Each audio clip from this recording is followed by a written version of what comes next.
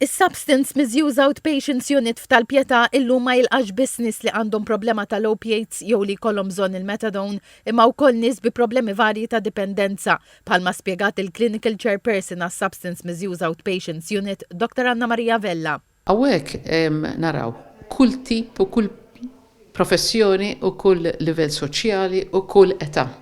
Jiġifieri nibdew minn 18 u kultant anka ftit inqas, imma nibqgħu tilajn 70 u għandu minn qabel is-70 ukoll. Jiġifieri l-etajiet huma varji. Jiddependi skont għax ix tiġi. Jekk inti ġejt hawnhekk minħabba problemi ta' gambling, minħabba problemi ta' behavior addictions, pornografija, problemi ta' gaming il-ħin kollu. Dr. Vella qalet li ċ-ċentru jara mal-1300 pazjent iżda huma mal-500 li jmorru kuljum biex jieħdu l-metadone. Qalet li fil-post hemm 5 tobba iżda wkoll ħaddiema soċjali, infermiera u spiżjara. Jiġu kuljum biss min qiegħed fuq il-metadone, il-famuża mistura, li kulħadd jafna biha. Illum għandna mediċini oħra, ġifieri anke min qiegħed fuq l-opiates, m'hemmx għalfejn jiġi hawnhekk kuljum. Teżisti mediċini oħra li jista' jiġi wara darba kull 15 u allura jkollu ħajja fejn jista' jaħdem, fejn jista' joħsib it-tfal, fejn jista' jagħmel l-affarijiet tiegħu regolari għax kull ma jrid jiġi darba kull 15.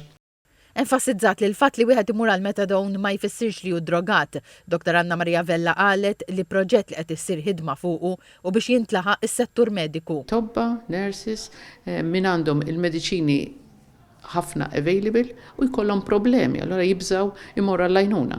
Dik hija il-proġett li qed naħsbu fuqu għas-sena li ġejja kif se naħdmu biex daw in-nies ikunu jistgħu jiġu. Jiġifieri tgħidli tobb għandhom bżonn tobb oħra, iva. Kull tabib jista' jkollu problema diabetika, jista' jkollu problema kardjoloġika, kif ukoll jista' jkollu problema ta' sustanzi. Il-Clinical Chairperson qalet li permezz tal-FSWS u s-setqa li ilhom imexxu l-post mill-1995 jiġi offrut ukoll il-programm tal-Komunità Santa Marija f'Ħalluqa. Qalet li bħalissa hemm 30 resident li jfisser li l-programm hu mimli. Uħud mill-pazjenti ilhom imorru għal metadone 30 sena u dan juri realtà oħra preżenti tas-Substance Misuse Outpatients Unit, dik li l-età tal-pazjenti qed tikber.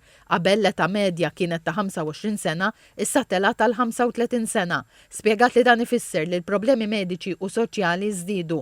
Dr. Anna Maria Vella qalet li fejn qabel kien hemm l-ewwel ġenerazzjoni bil-ġenituri jgħinu l-tfal bil-problema, illum in-nanniet ukoll qed jieħdu s-sustanzi.